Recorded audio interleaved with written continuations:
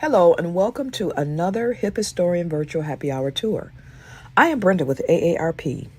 We are the nation's largest nonprofit, nonpartisan organization dedicated to empowering people 50 and older to choose how they live as they age. With a nationwide presence, AARP strengthens communities and advocates for what matters most to more than 100 million Americans 50 plus and their families: health security, financial stability, and personal fulfillment. AARP also produces the nation's largest circulation publications, the AARP Magazine and AARP Bulletin. To learn more, please visit aarp.org/about-AARP. In the month of June, AARP offers events and enriching experiences close to home and from your home that help you make connections and serve others. While our situations are different, our need for connection is universal. Now more than ever, we know that connecting with family and friends is vital to aging well and living longer and happier lives. Visit us at aarp.org/local for more information. Thank you again, and with that, I'll turn it over to Marshall.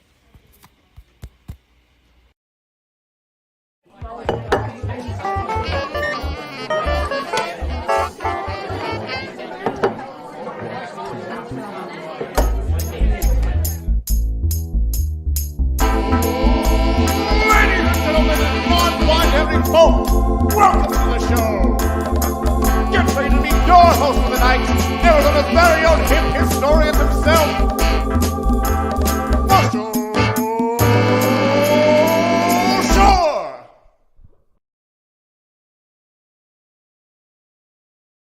Hello and good evening. I want to welcome you all to Arizona History Happy Hour. Oh, we've got a great event tonight. We actually jump back to June of 2020 and revisit one of the earlier shows that we did. And it's been kind of fun to take a look and see what that looked like. So I want to thank you all for being here. And, you know, my name is Marshall Shore, and hello and welcome to you all on June 15th. So, you know, today, back in 1868, Jack Swilling became the postmaster for Phoenix's very first post office today, way back in 1868.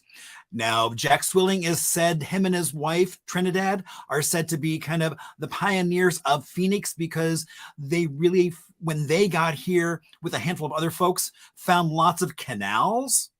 And so with those canals, they said, hey, you know, let's build a Phoenix, a various variety of names, but really it came from those canals that were built by the Hohokam.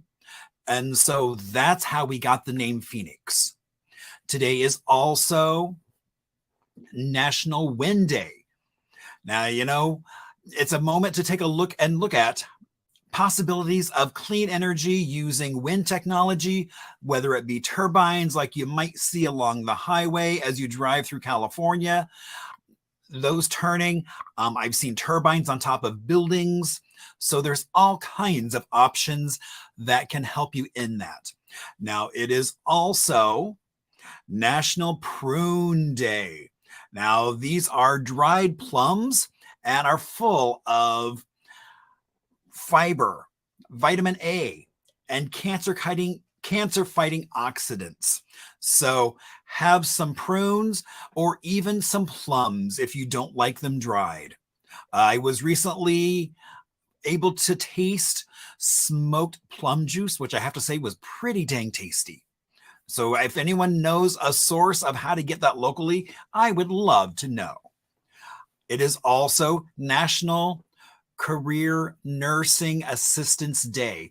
Now, you know, especially since we were taking a look back at 3 years ago, 2020 this time, you know, nursing assistants go through a lot of training to be able to get the skills they do to be able to perform the everyday task for all those folks they deal with. Now, it is also National Smile Day. Now, a lot of people say love makes the world go round, but, never forget the power of a smile and what just a simple smile at someone can change their entire day. I know I've had that happen to me. And so just go ahead and smile. And for PJ, my bartender, Megalon Day, because he loves Shark Week, and today is when we celebrate the megalodon that swam the Earth's oceans 20 million years ago. Their mouths spanned from 8 to 11 feet wide, filled with lots of teeth. Their bite was said to have exerted 40,000 pounds of pressure. So they were quite ferocious beasts. So PJ, Megalodon Day is for you. All right. So what can you expect tonight? Well, we've got our trivia. We have a little bit of Arizona music history, as well as a visit to Ray, Arizona, and of course, a beverage and an amazing guest. And so if this is your first time watching, you might be wondering, who is that man and why is he on my screen? Well, my name is Marshall Shore, and I'm happy you are here. And so, as I click on the wrong buttons and do things. So I got here 23 years ago from Brooklyn. I was working in a Carnegie building and decided to trade all that rich wood for something else, a little library in South Phoenix that had a rich oral tradition of the community. And so I started learning about Arizona the moment I got here through stories of other folks. And so I still do that today. Promptly, we moved into a beautiful 1956 ranch. I'm happy to say now it is just two tones instead of a beige land or a sea of beige. There's what my kitchen looks like today. Lots of buttercream yellow tile and lots of original cabinetry all the way from 1956. Now, as soon as we got here, all I heard, there was no history here, but as we talked about, those Sahugum, those canals are why we are all here. And I'm also called the hip historian, and so that means I get to play with Arizona history. So if any of you get a chance to check out So Scottsdale, they did a little blurb on me and kind of my fashion sense, which I would say is very much my own sense of fashion, as well as if you watch on Thursday night's Horizon, they are going to be having little clips that folks from the LGBT community have done, kind of starting or ending shows, as well as filler in between throughout the entire month. So be on the lookout for those, as well as coming up next week on the 21st and the 24th, I'm going to be in Chandler and in Mesa talking about LGBT history right here in Arizona. So that's always a fun bit. All right. So we are going to take a jump back 3 years and visit Pussy LeHoot as a guest. And so you get to hear from me, her, as we get ready for a cocktail.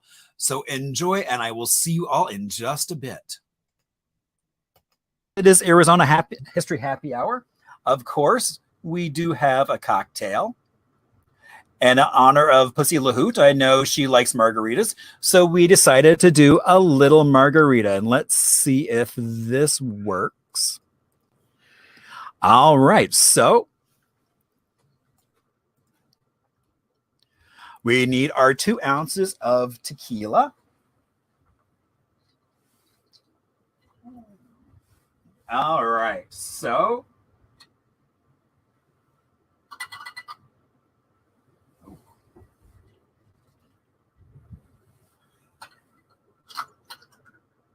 there we go.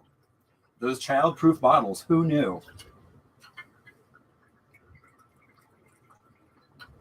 All right. And then we need our 1 ounce of fresh lime juice, which I just squeezed a little bit ago. And then we want a little bit of Cointreau.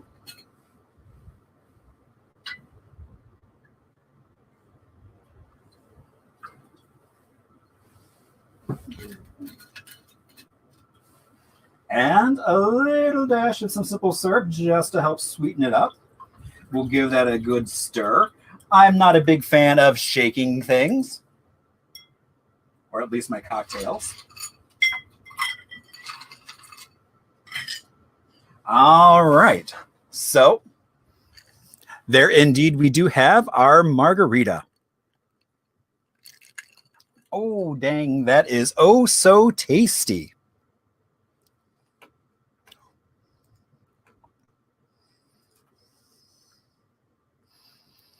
So again, thank you all for being here. Now, if you're viewing this on Facebook Live, if you wouldn't mind clicking the share button, so that way other folks can see how much fun we're going to be having this evening, because we're going to have a blast. Now, before I bring on Pussy, I would like to switch out jackets from my Arizona jacket.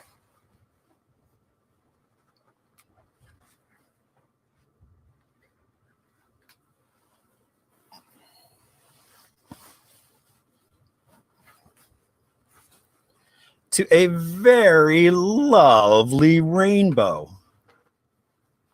since indeed it is Pride Month.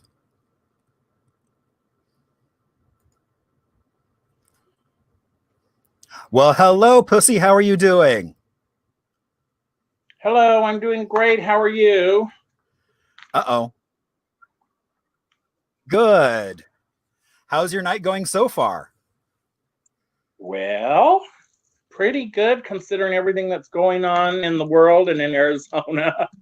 I am here all by myself at my studio at my home, and I'm not the technologicalist. With a very fancy background.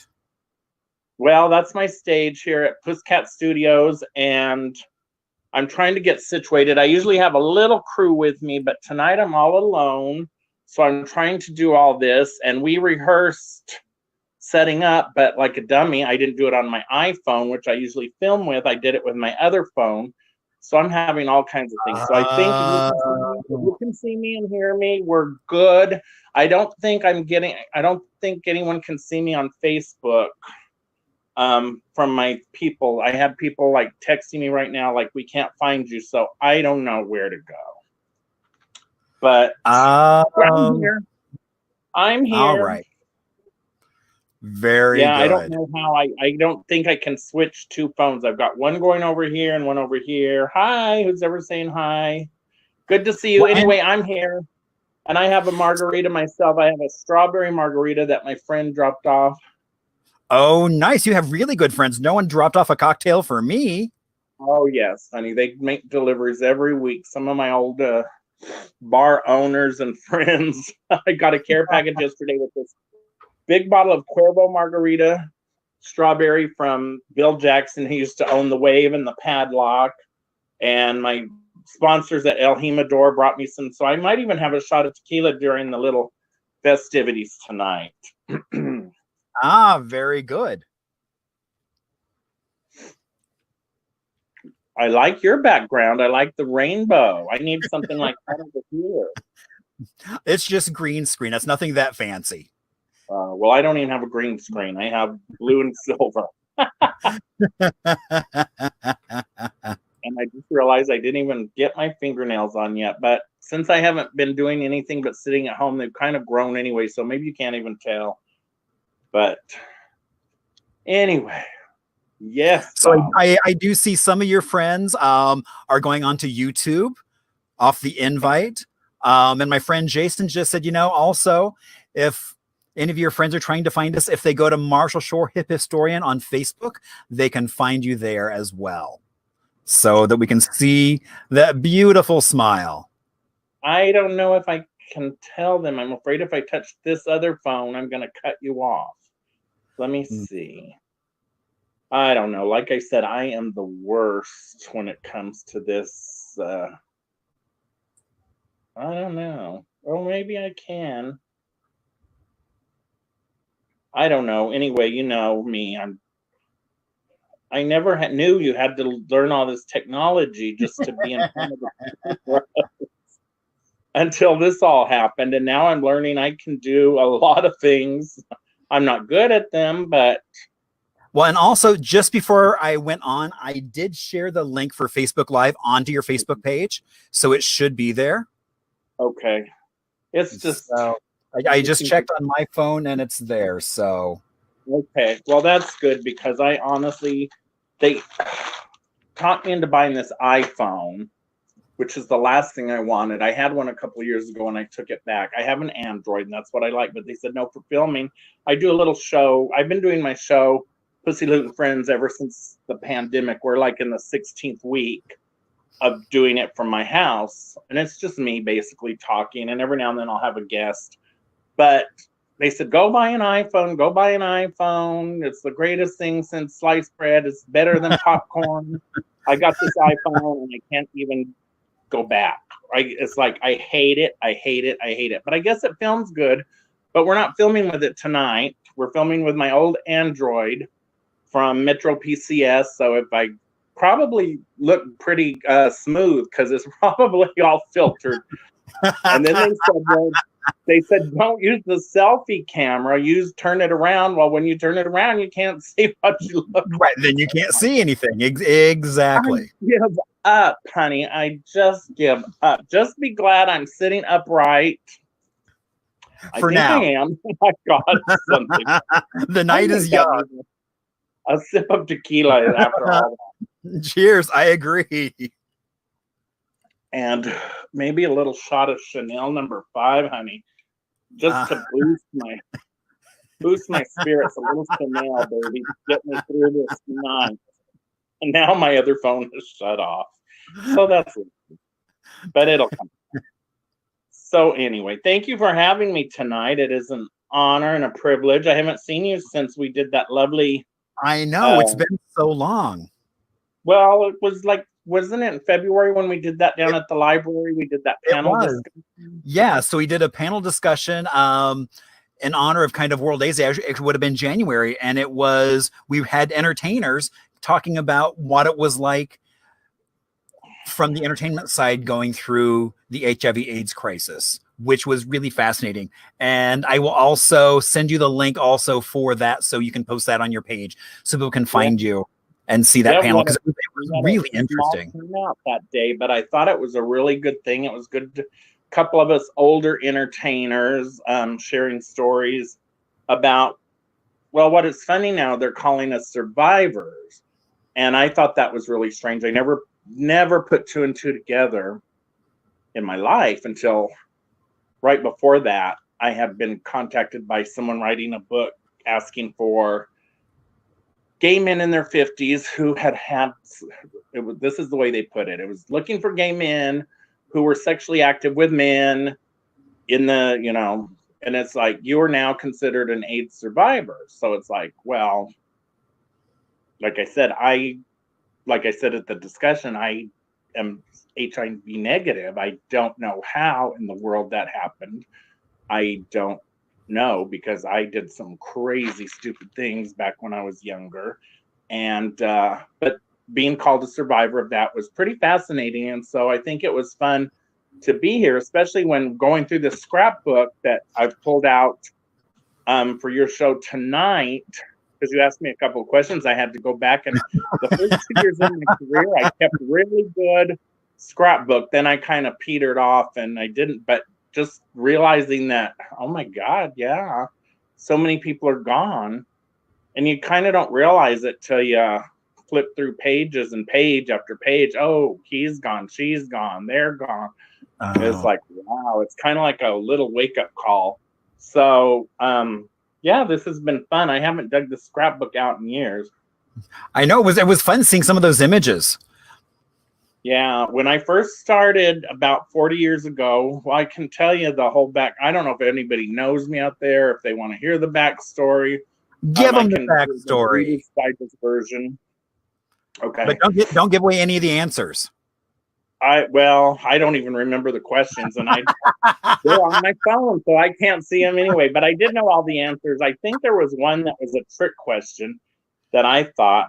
And see, this damn iPhone turns off every couple of minutes, so I have to keep punching it in. But anyway, so I don't know if this even, I don't see. Well, I'm trying to read what people are saying, but this phone keeps turning off, but as long as this one's on. So anyway, for those of you who don't know me, I'm Pussy LeHoot, aka Kevin McSweeney. I'm a native Arizonan, born and raised in Flagstaff, Arizona.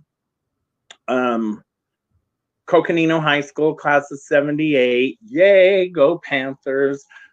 Had a very happy, wonderful childhood. Of course, I was a little bit different, but nobody really gave me problems with it or anything. I did get a few pick-ons in school, but I think everybody does, no matter what, for something other. There was a couple of years that was pretty rough, but I had it a lot better than some of the other people. And so I didn't know what was different about me. I just knew I was different. Well, I had a very good friend growing up who was named Randy. We grew up a few houses down. We started kindergarten, went through all grade school together, who ended up being, you know, gay, and we were like best friends. Never had anything to do with each other. Gay men can have gay friends without having sex, believe it or not.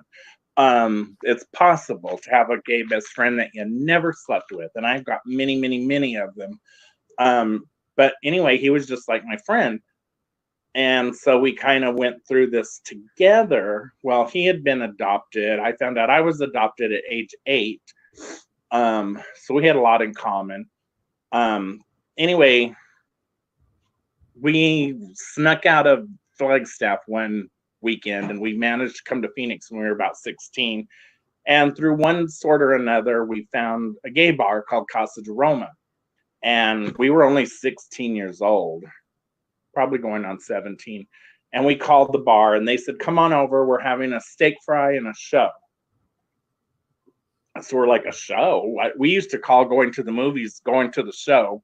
So I thought, oh, well, they must be playing a movie or something. So dumb and so young from Flagstaff, didn't have a clue. So we went, and well, then we saw what the show was, and it's like, oh, well, you know, I kind of want to do that. And then went back to Flagstaff, had my senior year. That senior year in Flagstaff, I actually, in the thespian play of the year, I played we did a melodrama, and I was the star Daisy. I played the part Daisy, so I was like a Scarlett O'Hara type. It was very campy, very comedy. The girls played boys and the boys played girls, and it was fun. And it was the first time I was in drag, and everybody that was doing my makeup was like, oh, your eyes are so pretty, your eyes are so pretty. Well, I was thinking in the back of my head, well, I saw that show in Phoenix, I need to get down there and do that. So the next, got out of high school, and me and that other friend, we snuck back to Phoenix, and we went there, and I entered a talent night. I'm going to have you stop there, because that's one of the answers. Oh, it is? Okay. Well, I won't say where it was. I came to Phoenix and had a talent night where I lost. I did Dolly Parton 2 Doors Down, because I was a huge Dolly Parton fan from the time I first found her when I was about 13 or 14. I was obsessed with her. And so that is one of the trivia questions, right? It so is. I don't. You can ask it, and I can answer it, because I don't have it in front of me. Nope, no worries. So basically, are you going to ask it, or do you want me to keep talking? Nope. I'm gonna read the. So I'm gonna go through the answer. So I'm gonna go through the questions. And so what I'm gonna do is we're actually gonna go through all 10 questions, and then we have a little bit of a break, and then we'll jump into those answers. So that way people get a chance to kind of. Anyway, so long story short, I moved to Phoenix October 15th, 1980. I won my first contest finally. I only entered 2. And I consider that the beginning of my drag career. So this October 15th, it'll be 40 years doing drag, which is funny because in September of this year, I'll be turning 60. So I have a big year in front of me, but I have a whole plethora of history, how it was when I first moved here in 1981, and what bars we had and what it did and what it took to get through all this. And some of these are Marshall's questions tonight. Indeed. So, all right, everybody. So, if you've done our trivia before, you'll know that it's more about the story. And so, we'll ask 10 questions. You can keep track of your answer either on a pen and piece of paper, or you can type them here in the chat session. It's up to you. And we'll go through those first 10 questions. Now, they're all multiple choice. So, even if you don't have a clue what the answer is, you can take a guess and be 25% at least guaranteed you might be right. And then after that, we'll come back and we'll go through and talk about what those answers are and the stories behind those. Oh. All right. So let's see. All right. So let's get ready for some trivia. So our first question is, what event did Phoenix Pride start back in 1993? Was it A, Lip Sync for $1, B, the Pride March, C, Miss Phoenix Pageant, or D, Jello Wrestling? Which one of those did Phoenix Pride start back in 93?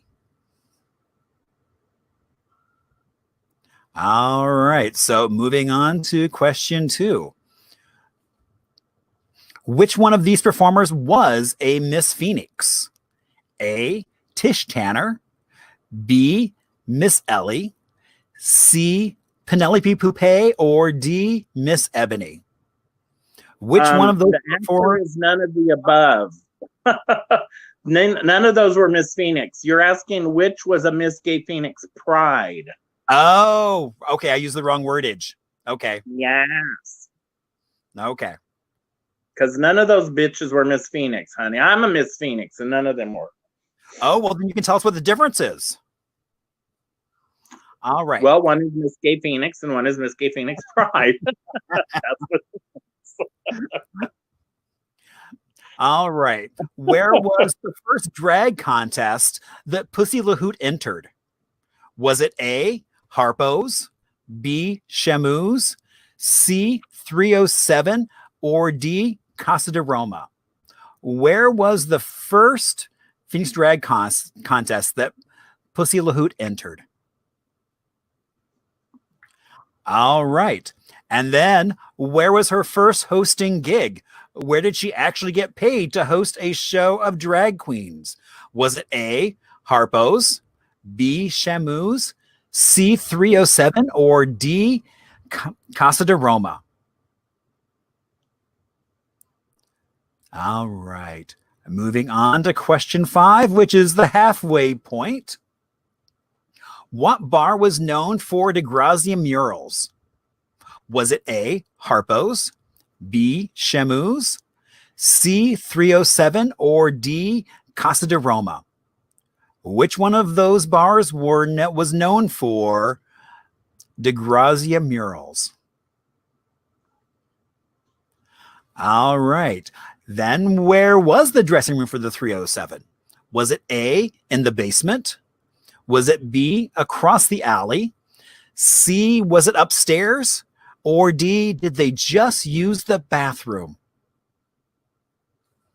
Where did all the performers get dressed at the 307? Where was that dressing room? And which performer now has a large dress form about 20 foot tall named for her? Is it A, Tish Tanner, B, Miss Ellie, C, Penelope Poupée, or D, Lady Cassandra? Which one of them has a really tall dress form named after her?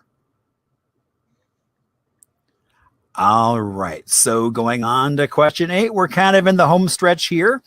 What was the first LGBTQ newspaper in the Valley? Was it A, Echo, B, Arizona Gay News, C, Sunday's Child, or D, Tucson Observer? Which one of those was the first LGBTQ newspaper right here in the Valley of the Sun? All right, now we've got 2 more questions. Who was the headliner in 2001 Phoenix Pride Festival when a microburst canceled the event? Was it A, Dina Martina, B. Lady Bunny, C. Laverne Cox, D. RuPaul. Who was the headliner in 2001 when a microburst caused the festival to be canceled? And our last question, what hotel hosted a large LGBTQ Halloween party? Was it A, the San Carlos, B, the Erotica Motel, or C, Motel 6, or D, the Adams Hotel? Which one of those used to host a huge party back in the 80s? All right. So while everybody is getting their answers all set up, we have a little bit of Arizona music trivia for you all. And of course, this is going to be LGBTQ themed as well. And so we actually start our story right here at the Arizona's Boys Ranch out in Chandler, which was a facility that kind of took in homeless boys and cared for them and helped bring them up. Now, one of the interesting things is that when it opened in the 50s, one of the men running it had a son, Troy Walker. So Troy Walker grew up in Chandler, went into the Air Force, and was quickly discovered to have an amazing voice. And so his voice was so good that he wound up going on USO tours all over the globe.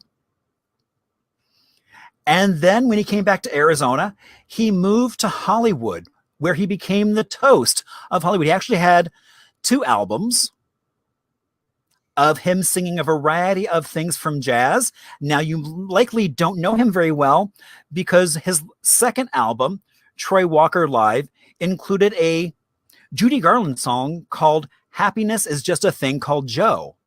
Now, at that time, because it was a man singing about his love for another man, nobody would produce that record. He wound up having to have it self-produced, raising the funds himself to make that happen. Now, he also did other songs like The Marijuana Munchies, that was a big hit on shows like Dr. Demento and things like that. Now, he became such a music icon in California that he would hang out with folks like Cher before she became famous and kind of helped nurture her along as well as other celebrities as well. And last year they released a documentary called The Original Lady Boy. Now, he was performing actually at a country western bar in Hollywood because of his voice. But when they would talk to him and say, well, he was extremely effeminate on stage. And when they said, how did you make that work, especially in like the 70s and 80s in a country western bar? He said, he was always himself, his authentic self. And he would come on stage and things like, Mama wanted a girl, Daddy wanted a boy, and they're both happy with me. And so he would come out on stage and just say things like that and go to town. And he last performed a couple of years ago. I've been trying to track him down to see if he's performing again.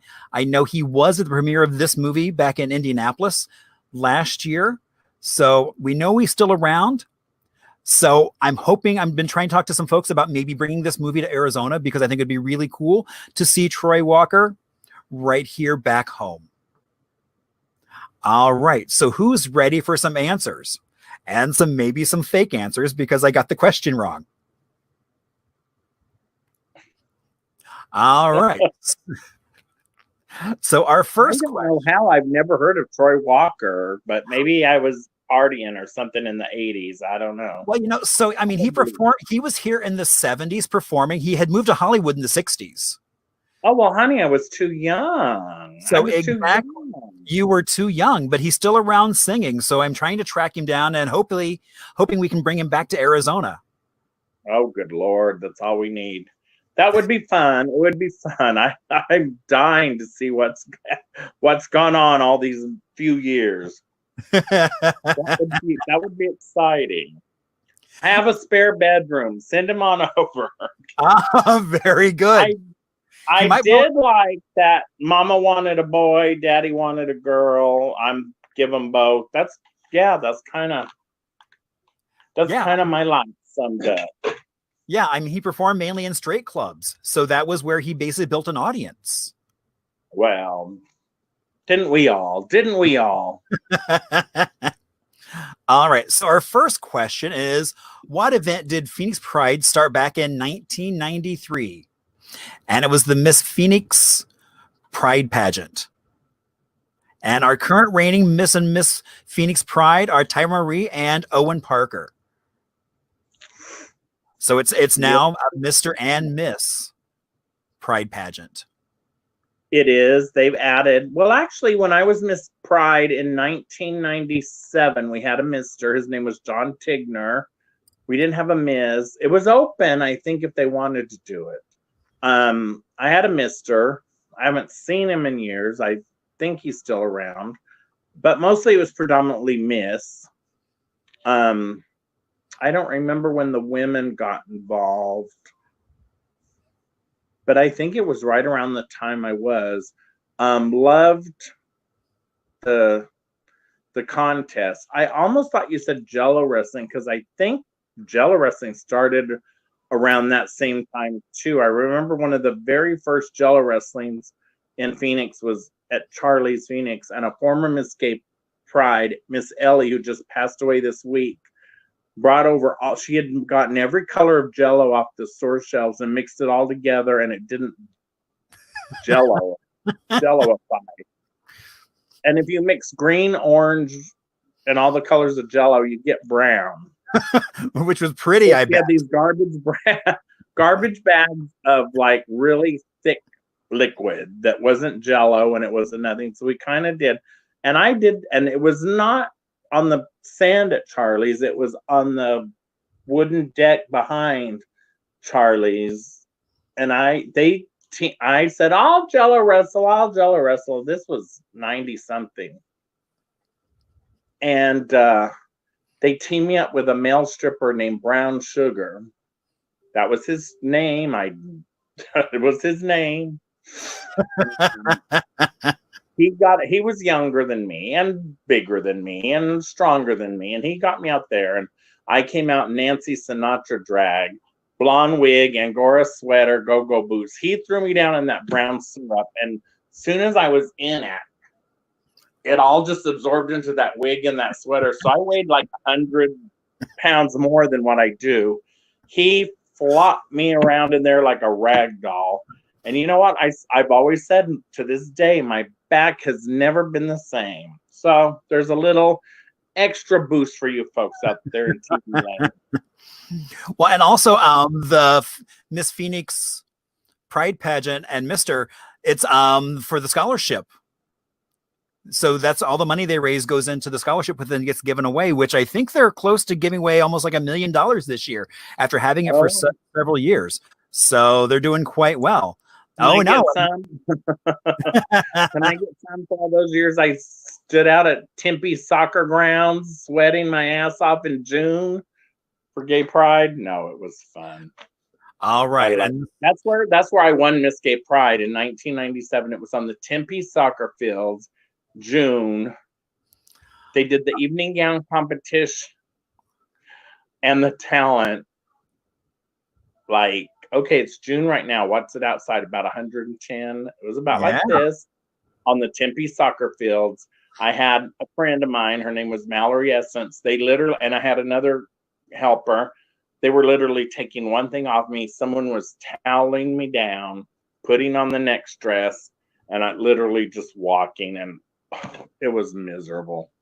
These kids don't know how good they have it today. But anyway, I digress. Go on. All right. So which one of these performers was a Miss Phoenix Pride winner? Oh, I might give it away. You did. It was Miss Ellie.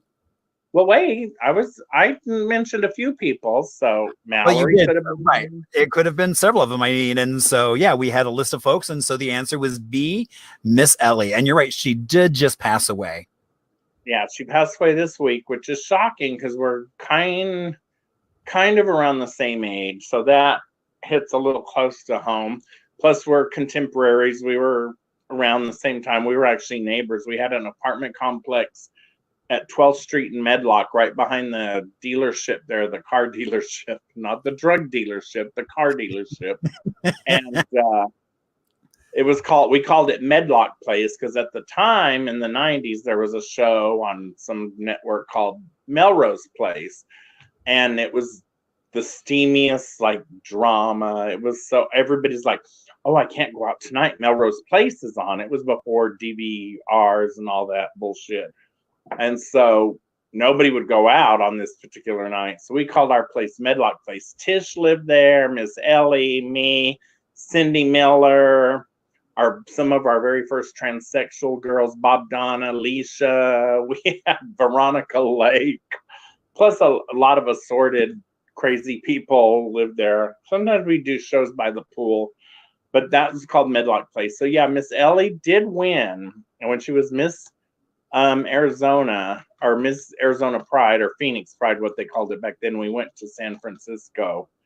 A big contingency of us from Winks, and we went up there, and it was Tish and me and Miss Ellie were the only 3 drag queens. And that's a whole nother chapter in a book that we'll write at a later date. I need a writer. I'm gonna just start talking into a tape recorder. I got them. I ordered it on Amazon. There they are over there. I need a writer. Who wants to write my life story? Get a hold of me. I'm very easy to find. Call BR549. And you'll get junior samples, shockingly enough. Yes. What is a used car? Hee-haw. All right. And where was your first drag contest that Pussy LeHoot entered? D, Casa de Roma. And you didn't win. I was crushed. Oh, it was Casa de Roma. Yeah, I'm sorry. I thought you were going to run down all the answers. Oh, no. Yeah, the answer. It was Casa de Roma. I didn't win. 17 years old, crushed, worked so hard. I really worked so hard. I had a Kmart dress and probably a Kmart wig. I don't remember where I got the hair. But we did lie a lot and sneak down, get to Phoenix. We had to get a hotel room. And the ironic thing is, if anyone knows anything about drag in Arizona, that night I lost to another newcomer, Penelope Poupée, who became very famous and was a living legend. She's gone now, but her legacy has lived on in Phoenix forever and ever. Penelope won that night doing Frankenfurter. I did a really sad Dolly Parton 2 Doors Down. But I did meet a friend that's still alive today, Tony Bartoli, a bartender. He hangs out at the bunkhouse when things are open and we're not in lockdown. Tony served me my first beverage because I was 17. He goes, well, we give all the girls in the show a free drink. And he goes, what would you like? And I go, and I didn't even know a drink. It's so crazy. But I remembered my mom one New Year's Eve, we went out to dinner and my dad's boss made everybody order a drink and my mom didn't drink. So she ordered a Tom Collins. So I said, well, I'll have a Tom Collins. And that's like gin and sweet and sour. They're not bad, but after a couple of them, that all gin and sweet and sour starts building up on the back of your throat. You just want to, hawk something up. But anyway. And so was that 40 years ago that you won that? No, that was more. I don't consider that when I started drag. I consider, okay. So then after that, I was a little crushed, but I had to go back home. And then I went, my family was living at Grand Canyon. I moved back to Flagstaff to go to beauty school. During beauty school, I got a chance to come back. Casa de Roma had closed and became Harpo's. I have my little scrapbook page of everything because we only had one newspaper at the time. So every 2 weeks, this paper came out and I would clip everything for the first year or two out.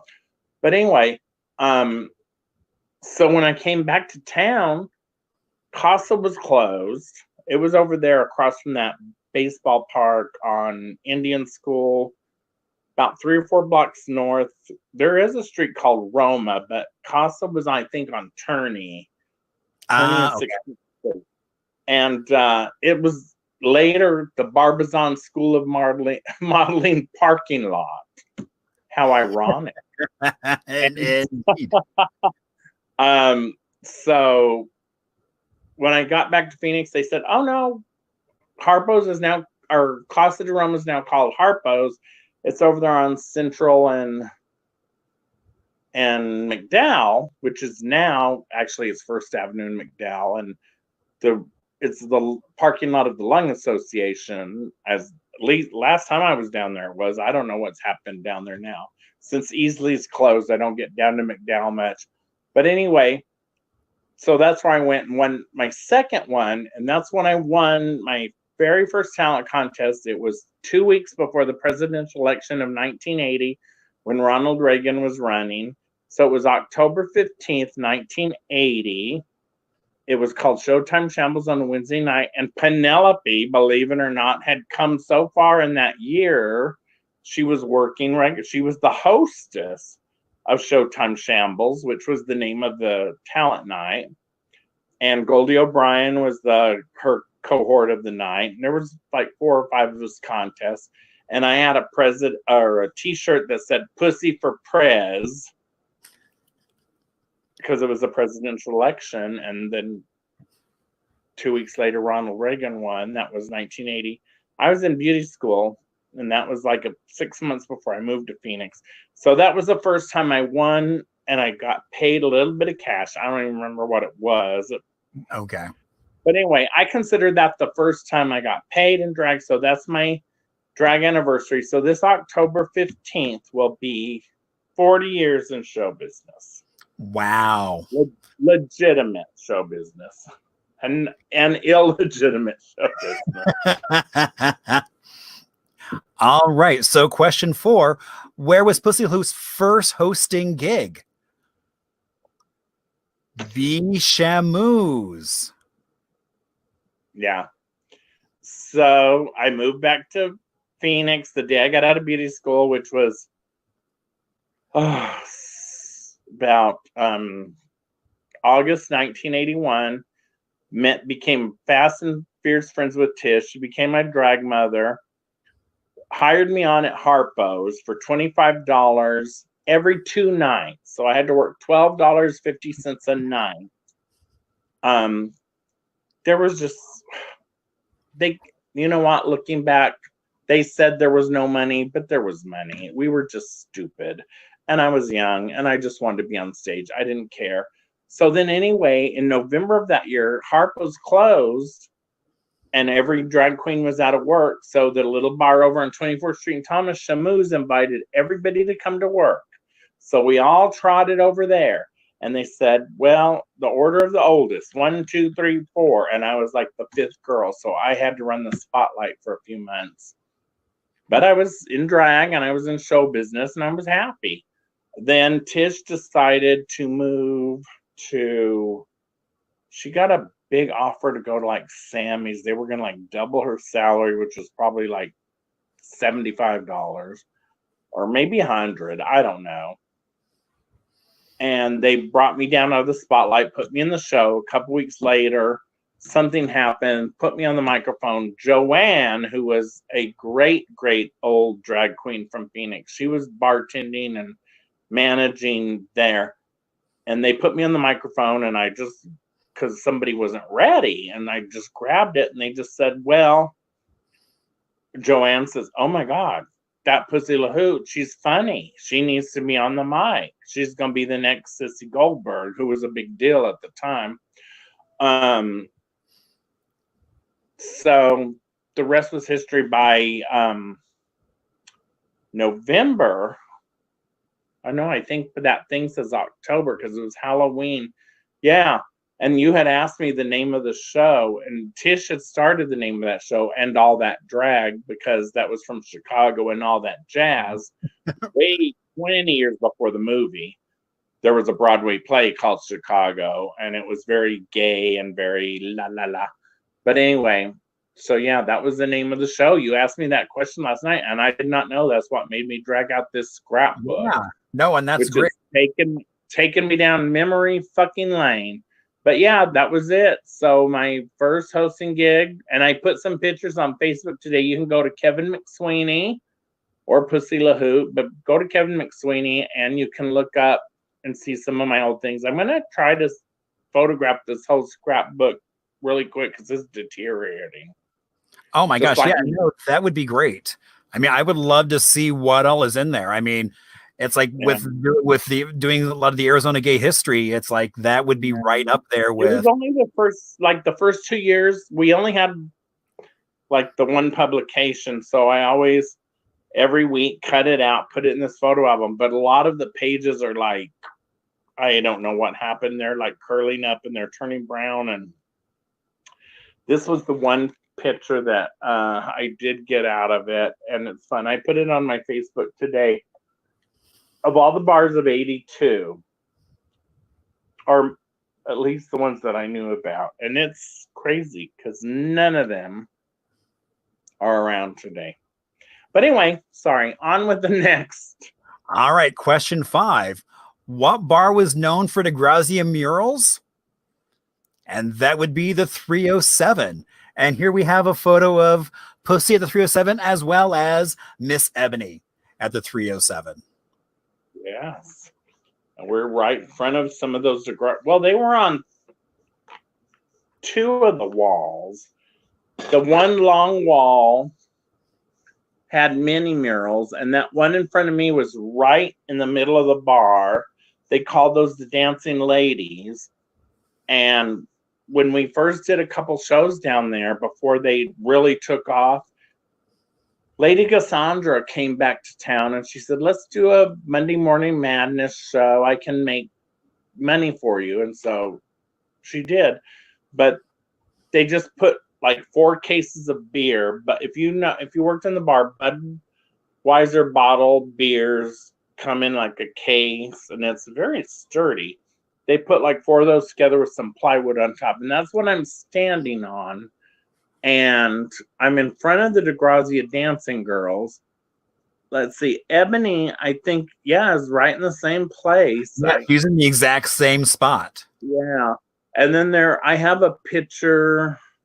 Later, they moved the stage to one end of the bar. Then they moved it to the back. I worked at 307 about 3 different times. Early 80s, late 80s, and then the very, very bitter end at the 1999. But yeah, DeGrazia had painted those pictures.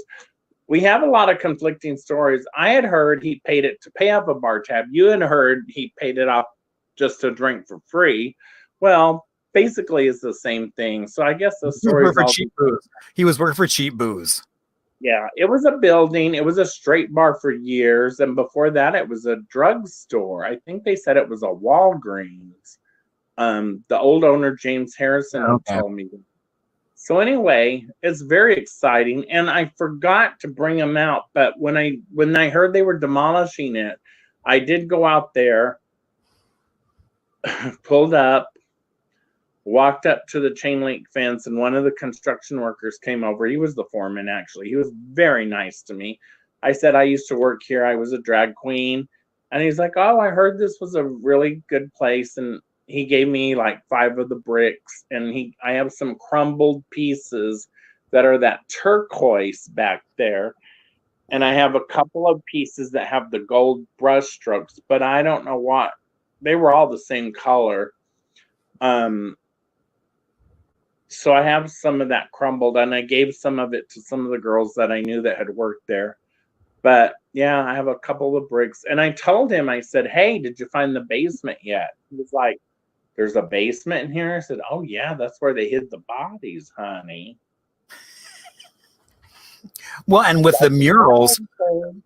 They always heard, they said, do you want to come back to the back? He goes, you don't like your salary? Come to the back. That was like, I always heard there was a basement back there where there was bodies, but actually it was just a cellar where they kept beer and stuff to keep it cool. But the what do you call the guy that tears down the building? The demolition guy didn't know there was a basement, so he was anxious to find it after I left. So we each got something. Right. Well, I know with the murals, they actually tried to his museum came up from Tucson to try and save the ballerina that was back behind the stage.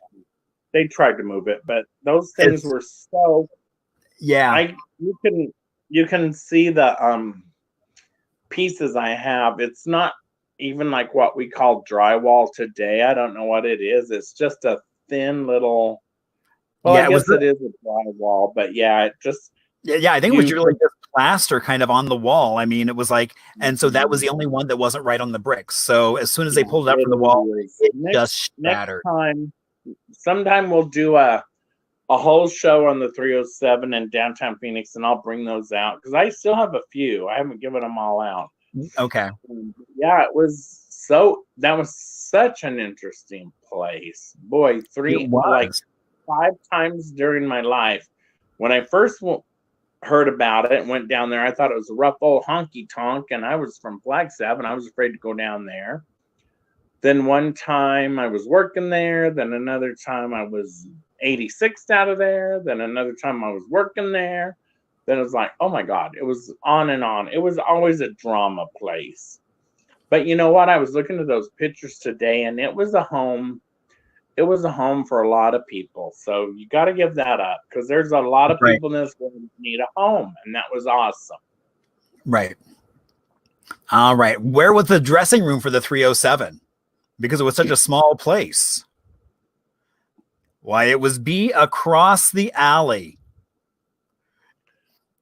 Alley, parking lot, whatever you call it. It was an alley, but it was also the parking lot. And yes, we had to run across the dressing room to that little, I don't even know what it was. They said it was an apartment at one time. It had a kitchen and a bathroom, but they were non-functional.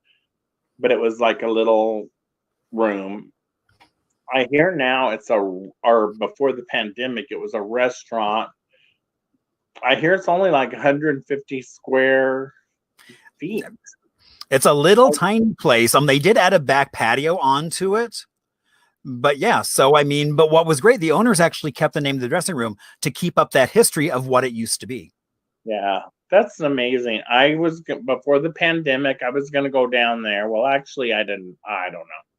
But yeah, we used to cross that parking lot, rain, shine, 120-degree weather, rain, whatever. Phoenix has a great thing. We would run across that thing. We'd also have to dodge people. There would be people always coming through there trying to pick up a quickie, because that was kind of the prostitute area, the male hustler area. You'd get guys cruising there. We had one owner there at the end. He stood like with a gun at the door, and he's squatting, "Get out of my parking lot." And we were running across the thing, and Barbara Seville would be sucking on a grape pucker. No, she did apple pucker. I did grape. It was crazy. It was crazy. It did have air conditioning, and it didn't have any leaks. And I don't know. It was something. Just another crazy moment of my life. It was indeed. And so which performer has a large dress form named for her? And that would be Tish Tanner. Down in the alley, just behind their dressing room, they have installed a 20-foot tall dress form that is dripping with about 10,000 LED lights. And so when they named it Tish Tanner, because it was big and noticeable, just kind of like she was. Yeah, that's my drag mother. I cannot deny that, honey. She was big. When I saw it, it was up on the street because it was like the unveiling and stuff. I actually got to go down with the mayor, and everything went down there for the dedication. The 307 has been torn down. It's a nice, like 5-story condo, something that if you put all of us who ever worked there together during those times, we couldn't afford to live there. There's a nice bronze or whatever you call it plaque on the sidewalk that said this was the site of 307. And there it is. And I did go down for that unveiling, and I went up with Greg Stanton. He was the mayor at the time. We had a lovely rooftop garden with some wine and stuff. And that dress form was outside. I didn't know they had nicknamed it Tish, but I think that couldn't be better to honor my drag mother, because that's the one who kind of gave me my beginning. And so I think it's awesome. If you get down there, pay homage, because those days are gone. It's now all artsy fartsy, restaurant-y, apartments and condos I couldn't afford to live in. And so that's kind of nice. The old girl made a swing around, honey. Well, and that was part of the reason why we did the Arizona LGBT Plus History Project did the plaque, was because that history was quickly going away. And really between Cruz and Central and really 307, it's like that was kind of what made the neighborhood. Oh, honey, yes. They used to, but we used to walk. Well, when I first went to 307, I was scared to death. Tish took me down there one night, and I thought I had heard how rough it was. People were stabbed. There was, all this kind of crazy shit going on. And then I had learned very quickly that, oh no, this is a fun place. Then we learned about cruising Central and started going over there, and it was about 2 blocks away. So we'd walk. None of us probably had money for cab fare, or there probably wasn't any cabs around. And that was the hustler prostitute area. So we loved it, walking through. Excuse me, you made a lot of friends with the boys on the street. And let's face it, the boys on the street became friends with the girls of the night. We were the girls of the night. And, we tried to help each other. And so it was a lot of fun. And I never felt unsafe walking around there, because I knew all the hustlers would get me from 307 to run down to Cruising Central, to run back to 307 for last call. I didn't have a care in the world, because I knew every hustler on every corner knew me. And if they would come into the bar, I'd try my best to get them a drink if I couldn't buy them one myself. And I probably couldn't in the days because money was so tight, but I always kept gum in my purse and mints, and the hustlers always liked that. And this was way, way, way, way, way before. I don't know what. I was going to say this was way before safe sex, but maybe not. This might have been on the verge of safe sex, because I honestly don't remember. I sent you the thing today that the first time we had an AIDS fundraiser. So I don't know. I honestly don't remember when the break was. I don't know if there was a huge thing. I remember having a benefit for muscular dystrophy in 1982, and then an AIDS fundraiser in the spring of 83. And I just don't know. You asked me, and I'm trying to search my mind and my scrapbook, but I honestly don't remember when happened the first AIDS fundraiser. I know we were hearing about it, but like I told you at that panel discussion, I hope we'll be able to get together soon, Marshall, and do this again, and we can explore more of this. Yeah, no, I agree.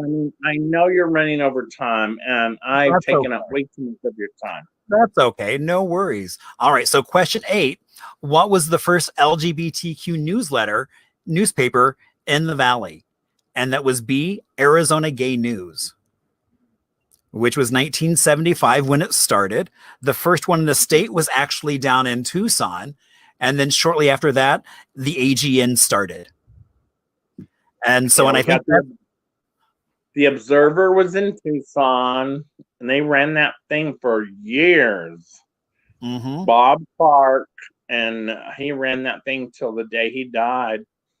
And that was always fun. But we had the AGN. It wasn't called the Arizona Game News. It's called the AGN, and it was a newspaper, just like these papers. So every 2 weeks, you got a little newspaper and you read it. It's not like the magazines now and all that bullshit, which I love the magazines. They're fun. But it was like a little getting a newspaper. And you got to remember, there was no cell phones. No internet? Texting, no getting on the Facebook and saying, hey, bitch, guess what happened? Every 2 weeks, you picked up a paper. And you said, oh my God, so-and-so died. So-and-so died. This is when we knew AIDS was coming around. Oh my God, 5 people died of AIDS in this 2-week span that this paper came out. And oh my God, Pussy LeHoot did a benefit, yada, yada, yada. That's all the news we had. Unless you're one of the lucky ones who might have had a telephone and you just gossiped every night, but most of us couldn't even afford a phone. I remember when I lived at Faggot Flats, that was the name of it. There was 9 apartments down on 3rd Street in Roosevelt. It was called Faggot Flats. We had a pay phone by the pool. It would ring. And it was like 2 rings for the lesbian, 3 rings for Pussy LeHoot, 4 rings for Magnolia. It was like funny. And people just can't understand. We just didn't have that. I mean, I guess in the 40s they had telegrams, and that was horrible if you got a telegram. But we were just like, but that was it. That was it. If that phone rang after midnight at Faggot Flats, you knew something bad had happened. And I hate to say that, but I can say that because that was my nickname in high school. So there you go. Hey, I think we had the same nickname. Shocking. I know. All right, question 9. Who was the headliner in 2001 when Phoenix Pride Festival had a microburst and canceled the event? And Just that was go ahead. My favorite person. So, but you know, I mean, at that point, it was like, I mean, Phoenix Pride was trying to really do something big. And by getting her, this is long before Drag Race or any of that had ever happened. Yeah, right. And so it's like it was I down was there. I got hit in the head by a tent flying across. But I still went out and did my number. Yes, I'm just kidding. No, I'm not kidding. Me and Lady Cassandra actually got crushed in a tent when the microburst hit. They're waiting for, just do the answer right now. It was RuPaul. RuPaul was supposed to come from the hotel down across under the bridge of, what's that called? Martha Washington? What's that? What's her governor name? Margaret Hans Park. Margaret Hans. Yeah. Margaret Hans, Martha Washington, who gives a fuck? So she was supposed to walk down through there and get on stage. So I'm standing on the stage, powdering my nose, and all I hear this whop. I get hit in the side of the head by a tent and Lady Cassandra. It knocked my earring off my ear, knocked this one off. I never found the earrings. Oh my God. They said, well, cancel. Well, yeah, that's worse than anything. So they canceled the event, and then I don't even know. I don't even know RuPaul ever even left her hotel room. I think she was too worried about it, honey. She might have loosened up some of her tape, you know.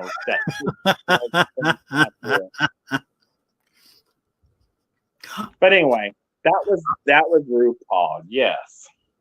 All right. And then our last question is, what hotel hosted a large LGBTQ Halloween party?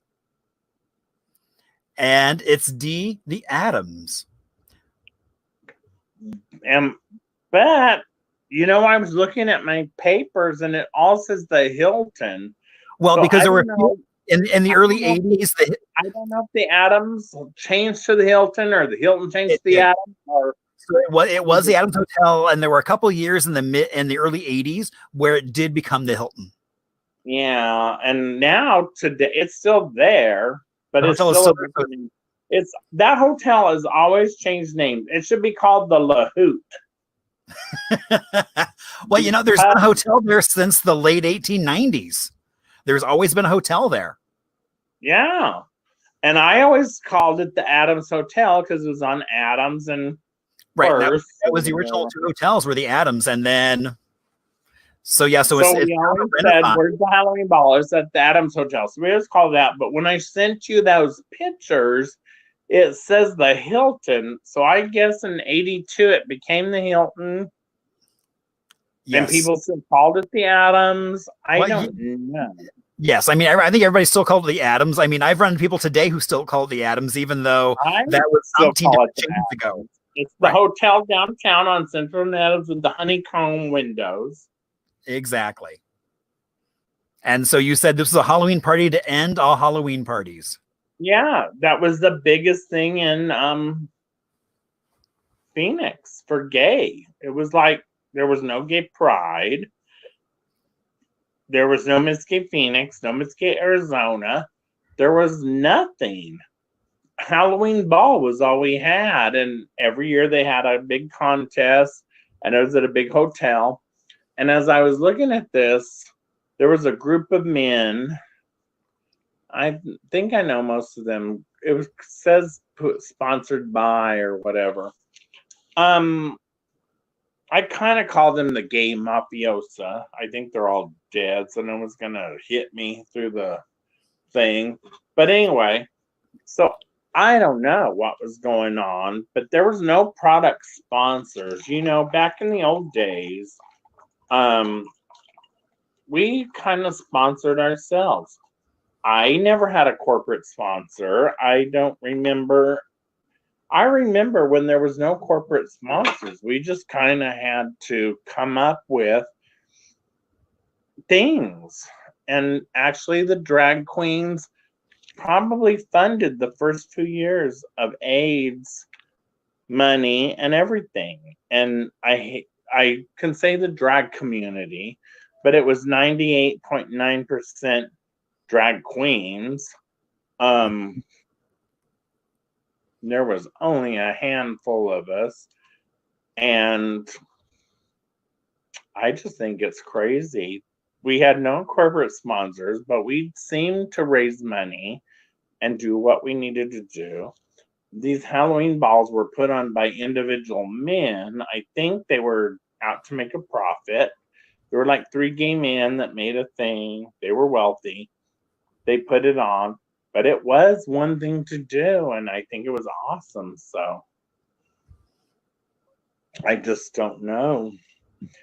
I was 20 years old when I got here. So I was from Flagstaff, so I didn't understand the ways of the game and everything. I just went, hey, yeah. Someone said, hey, So that was me. All right. Well, thank you so much for being on this evening and sharing in our special Gay Pride edition of Arizona History Happy Hour. So your show is on Sunday night? I'm still doing a show. After 40 years. I had my first 20 years in the metropolitan Phoenix community. Here's bars I've worked. Then, just when I was going to retire, I started a second chapter at Charlie's Phoenix. And now I'm kind of like on my third little jig. I'm doing these virtual shows. So this week will be their 16th week. So yeah, I'm just Facebook Live, Kevin McSweeney or Pussy LeHoot. Look for me on Facebook Live. You can subscribe to me on YouTube because we're going to eventually have to move to YouTube Live. It's free. Just go do it. But yeah, I'm doing that because we're still not going to be able to open bars and stuff and be close to people. We might be able to open bars, but you can't do what we do. And for drag, I think we got to be right there near you and in your face, because that's what everybody loves. Or doesn't. Maybe they don't. But anyway, stay tuned. Yeah, look for me. I hope you have me back, Marshall. I'd love to do a round 2. We've got more. We only barely made it through. We only made it barely through 1981. I know, and there's so much more we've got to cover. I'll come back. I'll be happy anytime. All right, very good. Thank you so much, and have a great rest of your night, and enjoy that strawberry margarita that was delivered to your door. I'm so jealous. I know, by Bill Jackson from The Wave. Good night, everybody. Thank you. Stay safe. Stay home. Wear a mask.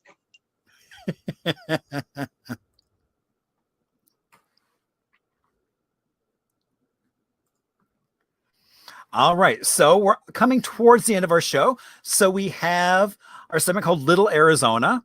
And so basically, when you look at Arizona, it's like, we have the 5th largest city in the country, but I think what really makes Arizona such a unique place are really all the small towns around. And so one of the small towns we're going to talk about tonight is called Ray, Arizona. So Ray, Arizona was a mining town. They started doing the mining in like the late 1800s. And by 1909, there indeed was a small town there.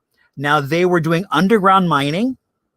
And so people were able to live in the town. I mean, here you can see this is World War I. They're practicing first aid. And it was quite a thriving little town. But then it's like, as time moved on, they decided that they would actually do pit mining. And they wound up having to move the town about 20 miles to Kearney. So all the folks that were living there, including the folks that were interned in the cemetery, were all moved to this small town called Kearney, Arizona. Now, the reason why we're talking about this is because there was a young man,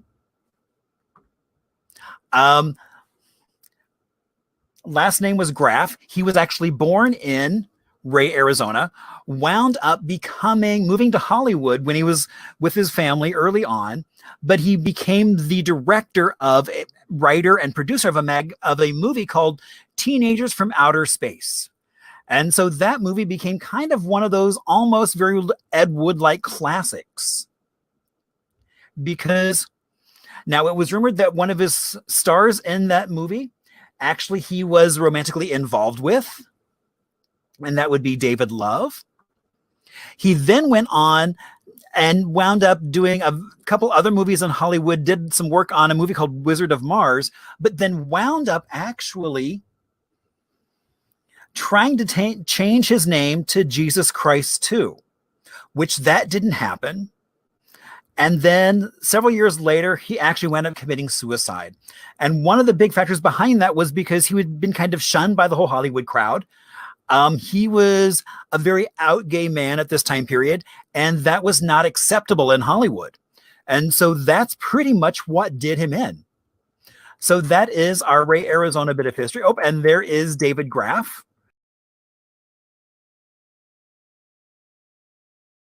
It's been so much fun taking a look back with Pussy LeHoot just 3 years ago when the world was in a very different place. And it was so great to hear some of those old stories again that I had forgotten some of the history as well. So it's always important to kind of review some of these things. So, as we get ready to close out tonight's show, next week is going to be really good because we have on Chris Williams, who manages a Waltz and Ladmo page. He does a lot of stuff with Legend City, as well as I know he's been focusing a lot on Aquanetta recently, Jack Ross's wife. So that's going to be a really exciting episode next week with all kinds of fun, quirky Arizona history. So, as we get ready to say good night, all, I do want to say thank you all for being here. I love hearing from you. So please feel free to reach out. And as we say goodnight, I want to give a shout out to Chris and Cole for that great intro video, as well as PJ, who at this point wasn't doing cocktails for me yet. So this is under my own volition. I am so happy that we now have him around to keep me updated and keep my cocktails fresh and innovative and on point with some Arizona history. So as we say goodnight, I'm going to end. We're going to show the video we did with on the Melrose District with Visit Phoenix. So everybody have a great rest of your week, and I will see you all next week with Chris.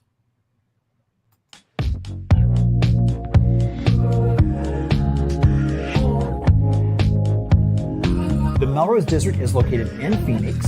It's known as the epicenter of the LGBTQ community, 7th Avenue, between Indian School and Camelback. This great little curve in the road, our neighborhood. Melrose is where my life in Phoenix started, and it keeps drawing me back into it because it's always ever changing. I love the fact that you can walk down Melrose and there's brick and mortar shops. There's also that element of, what's going to be here? That element of discovery. We are in an amazing Rise Hotel. You've got some great mid-century architecture. It is possible to go and spend the entire day at Melrose. Great restaurants, go experience the Fry Bread House. Chic shopping, boutiques. I don't think you'll find a national chain in the entire district. You've got LGBT bars right in the heart of Melrose, and you can pretty much walk from one to the other. Retro Ranch, I love that shop. I'm in there all the time. One of the things I love is the 7th Avenue Street Fair. Everybody comes to. They pay homage to the road with a great car show. It really highlights the unexpected. Ride your bicycle, take your pet for a walk, meet friends, and just have a good time. I love the Melrose District. It's really kind of been a magnet to draw creatives to it. I mean, you've got those murals right on the canal. There's live music. Everyone comes out and supports the community.